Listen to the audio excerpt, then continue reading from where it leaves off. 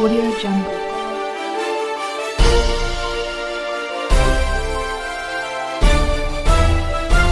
Audio Jungle.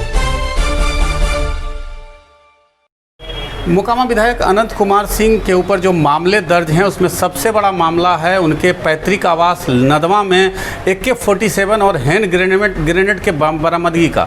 उस मामले में 15 तारीख को सुनवाई हुई थी जिसमें आरोप गठित करने के तरफ बात आई थी। उसको लेकर जो है विभिन्न अखबारों और मीडिया हाउसों में ये बातें आई कि अब अनंत कुमार सिंह के ऊपर आरोप गठित कर दिया गया है और अगले तारीख यानी 21 तारीख को जो सुनवाई होगी उसमें उनके ऊपर सज़ा मुकर्रर कर दी जाएगी, जिसको लेकर एक भ्रम की स्थिति है। हम जानने पहुंचे हैं मधुसूदन प्रसाद सिंह जो बाढ़ व्यवहार न्यायालय के एक बड़े वकील हैं, जानने की कोशिश करेंगे कि ये आरोप गठित होना क्या है और इसके बाद की कार्रवाई क्या होगी। अगर 21 तारीख को जो सुनवाई होनी है उसमें अनंत कुमार सिंह के ऊपर सीधे सज़ा के तरफ मामला जाएगा या कानूनी पहलू क्या कहता, कानूनी पक्ष क्या कहता है, इन्हीं सब बातों से हम मधुसूदन प्रसाद सिंह जो बड़े वकील हैं उनसे जानने के लिए पहुंचे हैं कि कुल मामला क्या है, ताकि भ्रम की जो स्थिति है उससे लोगों के बीच जो भ्रम फैली है उससे निजात मिल पाया जाए। तो हम बात करते हैं मधुसूदन प्रसाद सिंह जो बड़े वकील हैं। मोकामा विधायक अनंत सिंह के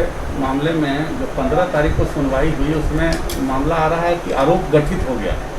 अब कानूनी पहलू क्या कहता है कि अब इसमें क्या होगा, क्या 21 तारीख को जो उनके ऊपर अगली सुनवाई हो उसमें सज़ा की तरफ मामला जा सकता है, क्या उनके ऊपर सज़ा हो सकती है क्या इस मामले में? इस तरह की बातें अफवाह में फैलाना स्वयं एक अपने आप में अपराध है। कोई भी प्रूडेंट मैन, थोड़ा सा भी कानून का ज्ञान रखने वाला या आम आदमी भी यह जानता है कि चार्ज फ्रेम होने का मतलब, आरोप गठन होने का मतलब ये नहीं है कि वह दोषी करार दे दिए गए। चार्ज फ्रेम सिर्फ इतना ही होता है कि आपके विरुद्ध ऐसा आरोप लगाया गया है, इस पर वादी पक्ष जो इन्फॉर्मेंट होते हैं उनको गवाह लाने का आदेश कोर्ट देती है कि आप इस चार्ज जो फ्रेम हुआ है उसके विरुद्ध आपके पास क्या क्या साक्ष्य उपलब्ध है उस साक्ष्य प्रस्तुत करें। उस साक्ष्य प्रस्तुत करने में समय निर्धारित नहीं है, वह 1 महीना लगेगा, 2 महीना लगेगा, साल भर लग सकता है, 4 साल लग सकता है। वह इन्फॉर्मेंट पक्ष को जो प्रोसिक्यूटर हैं उनको कितना साक्ष्य देते हैं उन पर डिपेंड करता है। इतना ही नहीं, इसके बाद फिर डिफेंस को जिस व्यक्ति के विरुद्ध चार्ज फ्रेम किया गया है उनको मौका मिलेगा अपने डिफेंस में साक्ष्य देने का। उस साक्ष्य के बाद फिर उनका बयान होगा, फिर उसके बाद आर्गूमेंट होगा और तब आर्गूमेंट के बाद फैसला का समय निर्धारित किया जाएगा। उस फैसला में क्या होता है उस पर डिपेंड करता है कि उनको सज़ा दोषी करार दिया जाता है या निर्दोष करार दिया जाता है। ये हुआ कानूनी पहलू।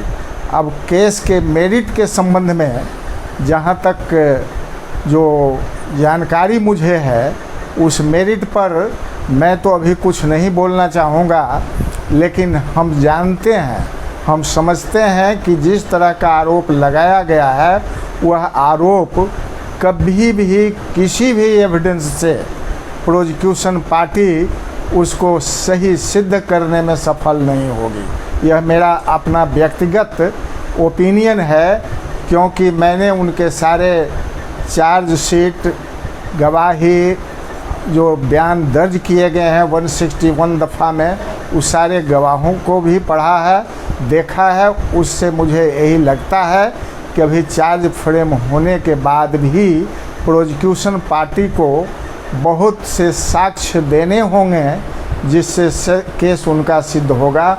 वह साक्ष्य मनगढ़ंत और काल्पनिक साक्ष्य के रूप में जो व्यवहार किया गया है उसको कोर्ट में सिद्ध करने में प्रोसिक्यूशन पार्टी असफल रहेगी। तो ये थे कानूनी पक्ष जिसको बता रहे थे वरिष्ठ वकील मधुसूदन शर्मा, और इनके मुताबिक सीधे तौर पर अभी जो है आरोप सिद्ध नहीं हुआ है। जो कानूनी प्रक्रिया है, आज के बाद जो है पुलिस पक्ष को, जो जिन्होंने केस दर्ज किया है, उनको एविडेंस इकट्ठा करना पड़ेगा, गवाही दिलानी पड़ेगी। उसके बाद कोर्ट तय करेगा कि अनंत कुमार सिंह इस केस में अभियुक्त अपराधी हैं, इनके ऊपर सज़ा मुकर्रर होगी या इनको रिहाई होगी। अगर जिस तरीके की अफवाह उड़ाई जा रही है, अगर यही अफवाह सिद्ध होता है वैसे मीडिया हाउस या लोगों के ऊपर, तो उनके ऊपर भी कार्रवाई हो सकती है। तो ये सीधे सारे पक्षों पर हमने बात जानकारी इकट्ठा की, जिसमें सीधे तौर पे अभी इस मामले में वर्षों लग सकते हैं, महीनों से लेकर वर्षों लग सकते हैं। तो आने वाले दिनों में फिलहाल अनंत सिंह की मुश्किलें बढ़नी तय अभी नहीं हुई है। आपकी आवाज़ के लिए बाढ़ से कमालुद्दीन की रिपोर्ट।